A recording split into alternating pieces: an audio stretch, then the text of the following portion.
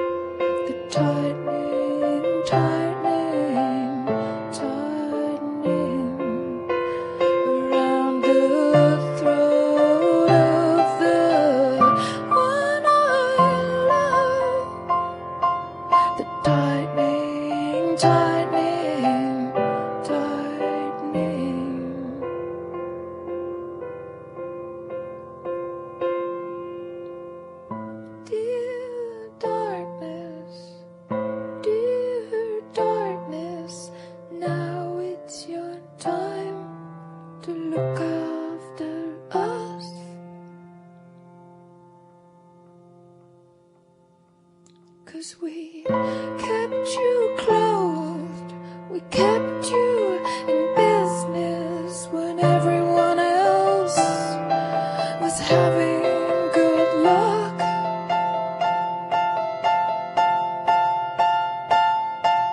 So now it's your time, time to pay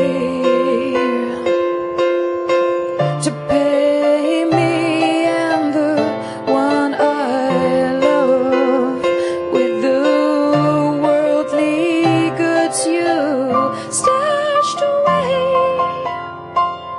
with all the things you took from us.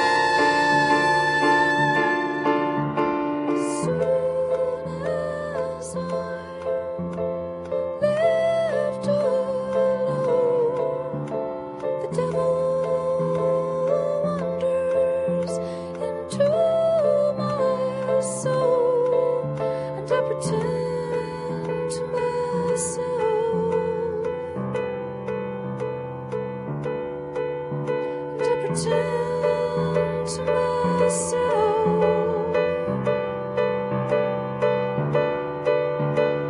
I go out to the old milestone, insanely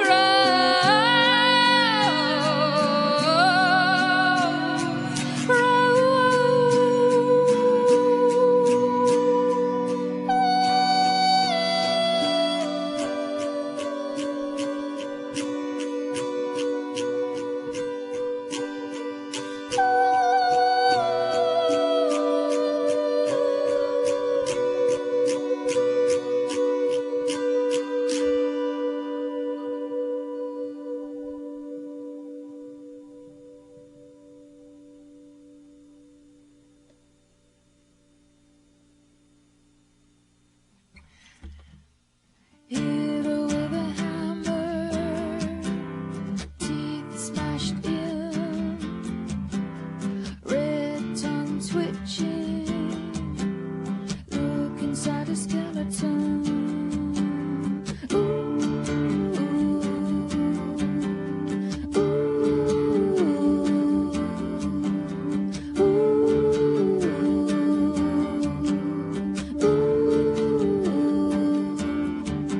My fingers sting where I feel your fingers have been ghostly fingers.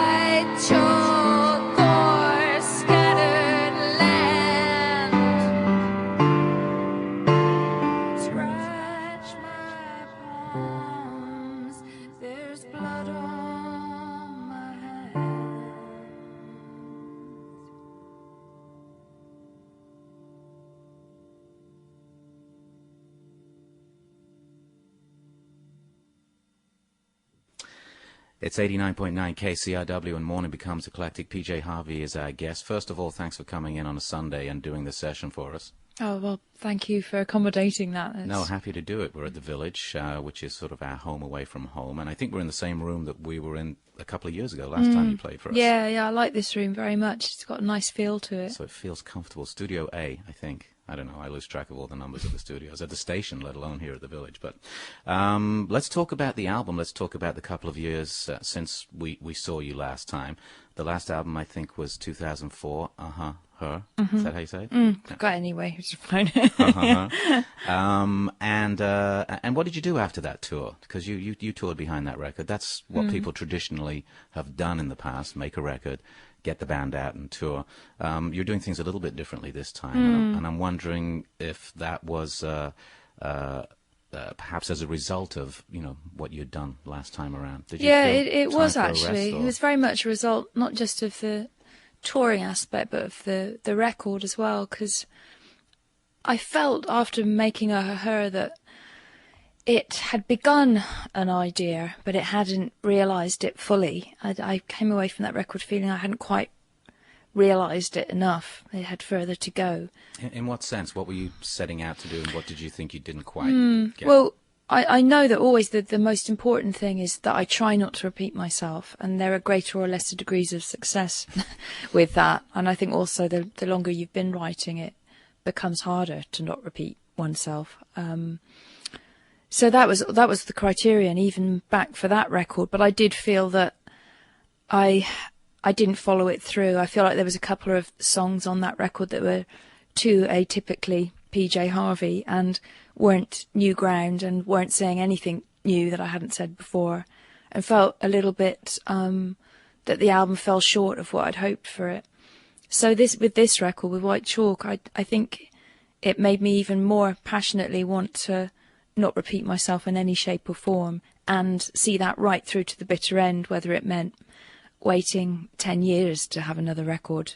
I just felt very, very passionately that I didn't want to A, repeat myself, or B, hopefully sound like anything else that's going on. And I think, again, it comes out of many things. It comes out of my own dissatisfaction with the previous record. It comes out of my dissatisfaction with what's going on creatively right now in our time in the world. And there just seems to be so little that's vital and energizing and exciting and new to me. And that's just my own personal opinion. So I just thought if I can not contribute any more to that plethora of just repetition in some way, I won't. And I felt like that was the most important thing. Well, two questions come to mind out of that. First of all, what's an atypical PJ Harvey song? Okay, so on the last album, it'd be something like Cat on the Wall. Right. Because? Or even Badmouth. They're just... That's what I do, isn't it? It's I just didn't want to do what I know I'm good at, I guess, because I think I can write that type of song till the cows come home. So that's easy for you to write that type of song? Well, it follows... What I was doing was following basically a pattern that over 15 years of writing has become comfortable for me.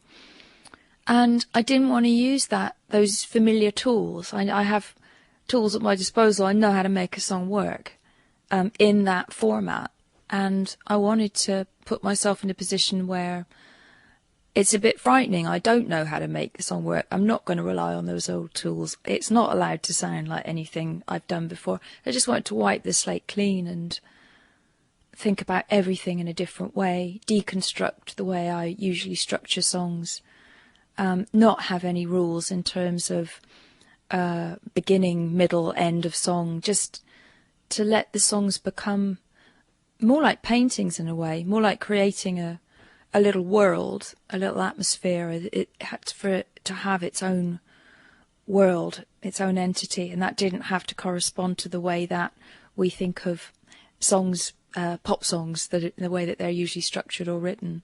I would imagine that's a very personal interpretation, though, obviously, of the songwriting process, because, as you said, you're used to writing a certain way. You have these songwriting tools that you use, but to deconstruct it and to start off in a different way, both writing and recording, I'm presuming. Did you write, how did you write differently? I mean, what did you allow yourself to do that perhaps you hadn't done before? And then in the recording process, how did that sort of carry through? Well, I did find that all aspects of writing were different this time, and when I started out, which was after the end of the 2004 tour with that last record, when I started out writing, I knew what I didn't want to do, like I said, but I didn't know where that was going to take me, so I basically was feeling around in the dark for a while. But what started to slowly shape itself, and the writing process is often like that, I always feel that you have to have faith in something will arise. And the time before that happens is quite a frightening sort of time, because you're just reaching around in the dark to try and find where it's going to go. But then when you've been doing it for a long time, like I have, you know that eventually it starts to form, and it's trusting in that.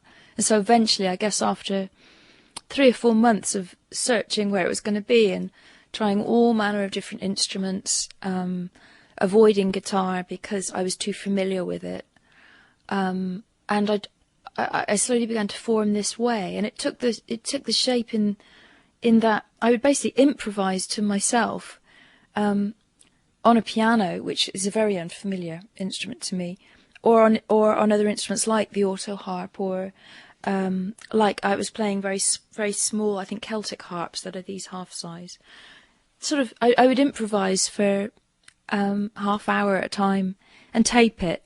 And during that sort of process, when you become involved and you're improvising with yourself, little nuggets would come up, and I'd think, oh, I'm going to go back and find that, and I'd go back, find it, and start building songs out of passages that I'd found beautiful. So, piano pieces like on To Talk to You from the record or something like that, and all of the piano parts on the record came out of improvising and then going back and finding sections. And at the same time as doing that musically, I was basically improvising lyrically in the morning. So I'd wake up, and it's always been a process for me to wake up and just write words, whether it's fictional or fantasy story, whether it's factual, whether it's a journal, whatever. I just wake up and write. And because during that sort of passage between sleephood and wakehood, I find a very creative time. I think many people do, actually. So I use that as the lyrical writing time. And again, it was sort of improvising with each day's writings. So whatever I had come up with that morning, and more often than not with this latest body of work, it was little stories. I just go into stories in the morning, and I was thinking a lot about childhood imagination and that capacity to create anything out of nothing when you're a kid. Whether it's a playmate, you can make an invisible friend, or you can build a castle in the bottom of your garden in your mind, and you can be a princess or a prince and ride horses when you haven't got one. You can do anything. And so I was thinking a lot about that too, about making anything possible in my writing, and I could go into whatever world I wanted to, whatever felt right, and also to be concerned with the beauty of language. I think I've been reading quite a lot of Shakespeare and early poets, and William Blake, people like that, and just the actual beauty of language. And so all of those things were taking place at the same time. And then so when I was finding these pieces on instruments that excited me, I'd try and marry some of the words that I'd found, and that's how the record grew. Did you find that the words also came together in the same way, or the lyrics came together in the same way that the music did, in so much as you were writing pieces and then finding sections or parts of what you'd written that could then be used in conjunction with the music you were writing, and all of a sudden you've got bits of a song that can then go beyond improvisation and actually form the basics of a song?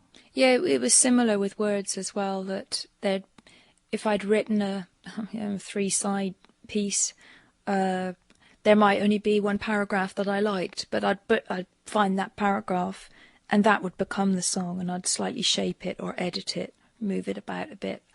How long a process was this from the time that you dedicated yourself, I guess, to trying this new way of writing, to then going into the studio and recording the songs. And I know you worked with previous collaborators like Parrish and who else did you work with on this? Flood. Flood again. You've worked with these guys.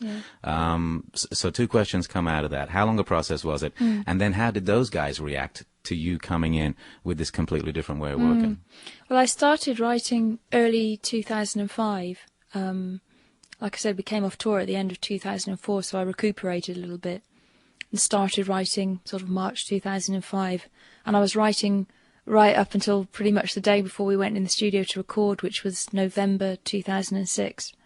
So that was the entire time, during which I think I must have written 50 or 60 songs. And Flood and John Parrish and I, the three producers of the record, we sort of finally honed it down to about 20. And then some fell by the wayside, and we've ended up with the 11 that are on the record.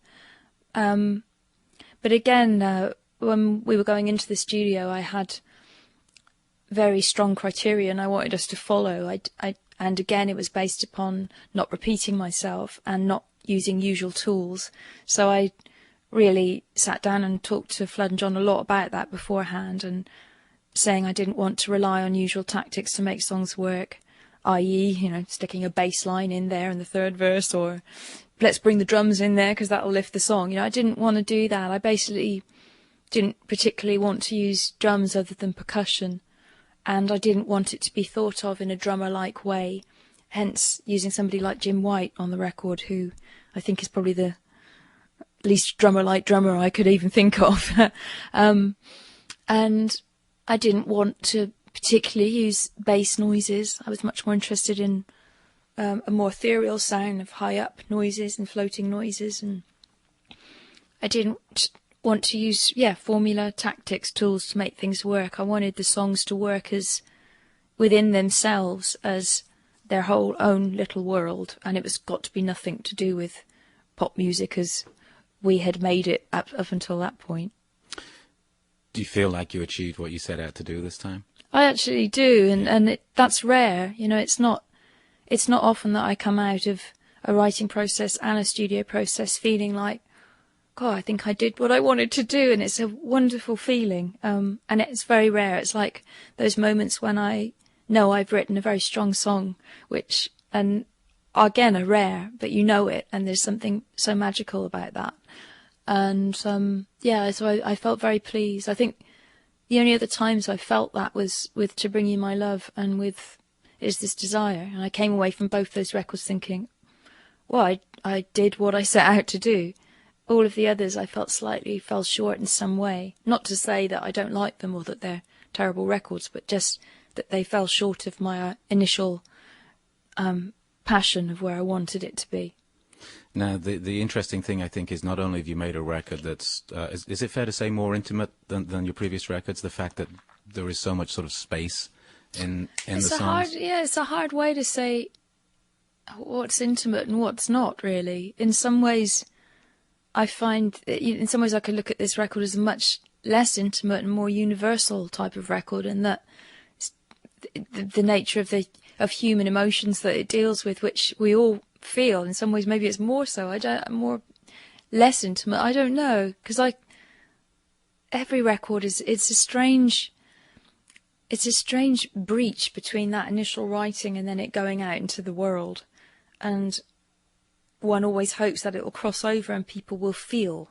That's all I really want, is that people can feel something in their own lives, and that's also why I hesitate to ever say, oh, this song is about this or this is about that, because it's only about what the listener hears. That's what it's about, as far as I'm concerned, because that's the role of song for me in the world. I mean, I think song's a wonderfully useful thing for us to have in our lives, and becomes a soundtrack to our lives. I mean, the amount of songs that trigger memories and that were so much a part of my life thus far. And that's the most beautiful thing, I think, that it's taken into your own life and is yours. And so, intimate, not intimate, I just hope that it goes into other people in some way and makes them feel something. But you've taken it a step further, I guess, because of the way you're now playing live. Yeah. You're playing for us today. We're in the studio at the Village, and we're surrounded by a whole bunch of instruments, but the main one in the room is the piano. We've got a guitar there as well, and the auto harp. But this is how you're touring as well. Yes. Although you're not touring, you're just doing sort of one-off dates. Yeah, one-offs, yeah. And we talked about that before we started rolling tape. First of all, was that a little scary at first? I mean, you're so used to having a band around you when you're touring. And it's still scary. When I step out on a stage on my own, it's still the most terrifying thing I've ever done in my life. I think. I can't think of anything more frightening than standing out in front of a few thousand people and trying to play on your own. And I'd never really done that. I think in the very early days, before I formed my first band, I used to play on my own. And it was still as terrifying then as it is now. And with a band, I always feel supported, and you always feel like, or I always feel if I mess up, there's this machine that keeps going. Keeps driving the song, yeah. Now, if I mess up, I mess up, and everyone knows. Yeah, and it's in some ways it's quite wonderful as well, because I find that I've never felt more involved in being so much in the moment with the song, and by that I mean that there's so much more space. I can really sing, and I can really get into the emotion of the song, and it's different every night because there's so much more dynamics. When you're playing on your own, you haven't got 4 people doing their own dynamics, or 6 people if you've got a 6-person band doing all different dynamics. It's just you. So I can perform a song like that one night, or I can perform it like that one night, the same song, and it's just, you can change your mind. Yeah, it just becomes much more exciting because of that. Whereas when you're in the band, everything's rehearsed. You can't just sort of improvise on the spot. Yeah, and the other thing is, if I do mess up, then that becomes part of the whole thing, really. And I found that it becomes much more of an event because everyone is so different. And I tend to use equipment, much the bane of the people that help me set up all this gear, but it breaks down quite a lot. so I'm often dealing with equipment that's not working well. Again, because it's just all really old and doesn't like being moved around very much. Now, one of the things that a bit like me, really. Well, you're only doing like one-off gigs right now. You don't want to tour right now, and I would imagine that first of all, performing this way gives you the flexibility to do that. But why do you want to do that? Why do you not want to just go out and do the traditional made an album, let's tour thing? It didn't feel creative to me anymore, and I felt like I wanted to give in really vital performances where I'm really there and it's really special. And when I've been touring for any more than 3 weeks, I lose that. I can't get so excited about doing those songs again another night. I've done them for 3 weeks, and let alone 9 months, which is what a tour might become. And I don't feel I do my best in that situation. Not for myself. I don't do the songs justice. I don't give a good show for an audience, which is what it's all about. That's why I'm standing on a stage playing for them. And I want to play as well as I can, get the songs across as well as I can, with excitement for myself about doing it. And I found that every show is really special, and every show, even if I feel I haven't played as well as I wanted to, or something broke down or what, still it's very enjoyable for me because it's so exciting, because it's in the moment. And because it's fresh, it's new still, and I'm slightly feeling my way around because I'm not over-rehearsed or overboard with a song. I'm still thinking, oh God, what's coming next? And then it's just much more exciting. One more question before we go back to the music. You had mentioned a little earlier on in our conversation, and correct me if I'm wrong, I'll paraphrase, but words to the effect that you weren't really excited by much that was happening out there creatively in our culture right now. Is that a fair... that's pretty much what you said, right? Yeah, I mean... What do you mean by that? I feel like so much of the world that I'm in, music world, seems to be repeating itself in a way that doesn't feel like it's generating anything new or valuable. And I'm not using that as a blanket across everything. Of course, there are some things that I think are wonderful. But in terms of the amount of good quality, it seems to be going down. And I don't know, maybe that's a personal opinion, and it might be just because I've been doing this for 15 years. I've seen a lot of good work done, and maybe that's the nature of being alive, that you do go in cycles. I don't know. I just feel that I haven't felt excited by much musically for a long, long time. Or if I do, it's very rare. I think it's fair to say that, and this has been going on for quite some time, probably since you've been making music, which is that the culture and the mainstream media has just been sort of slowly going downwards. Well, yeah, I'm glad. Do you think that too? Absolutely. Well, I'm glad you do, because sometimes I think it's just me. No, it's not just you. And I see it in so many. I think if you're awake, you have to notice that. Yeah. You know.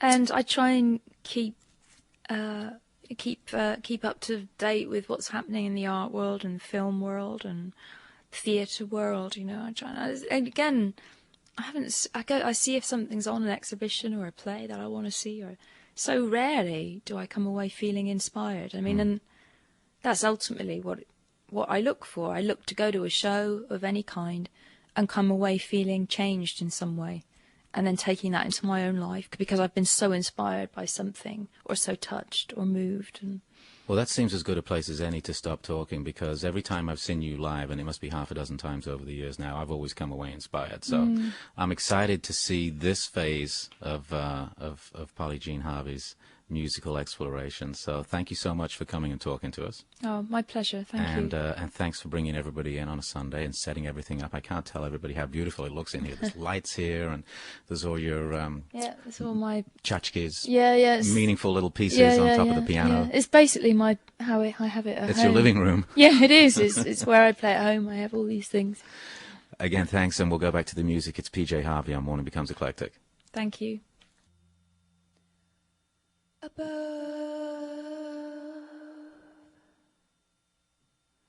the mountains,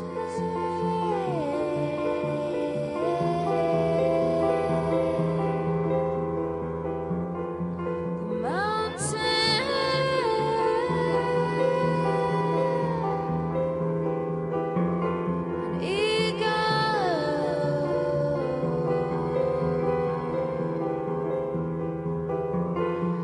is flying.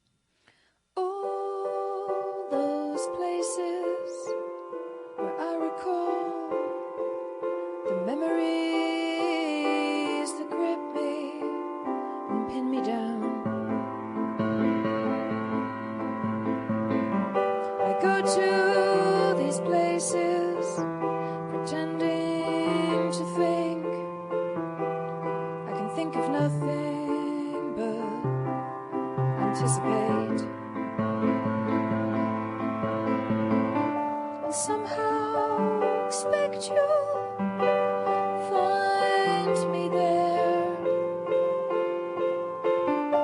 that by some miracle you'd be aware.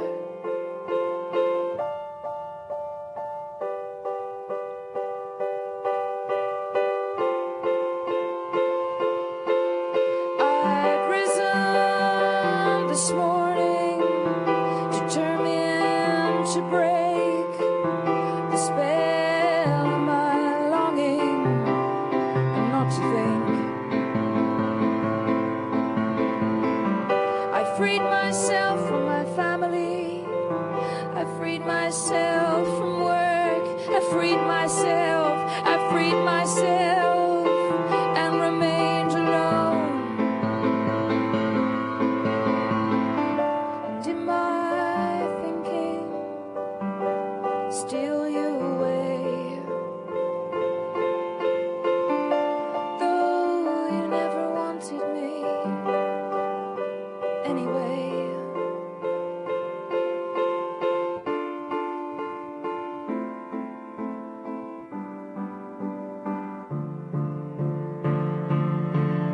Silence,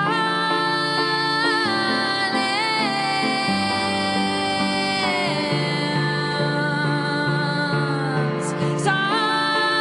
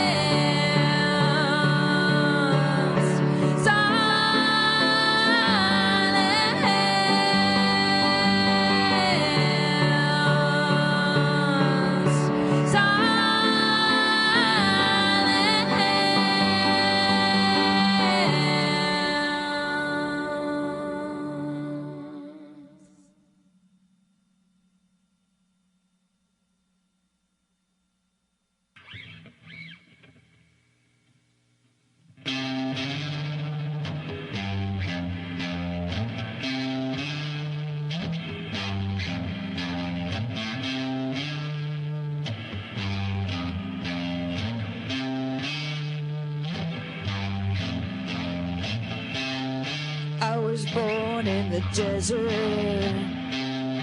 been down for years.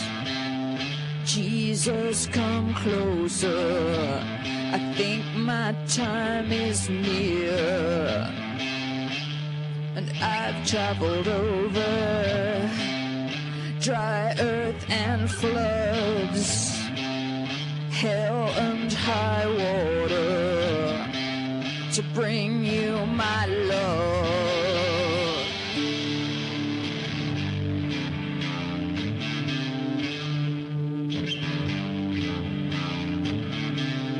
Climbed over mountains,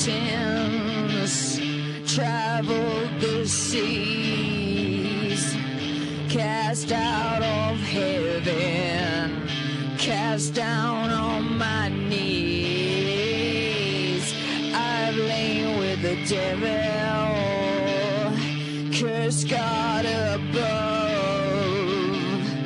forsaken heaven, to bring you my love, to bring you my love, to bring you my love, to bring you my love.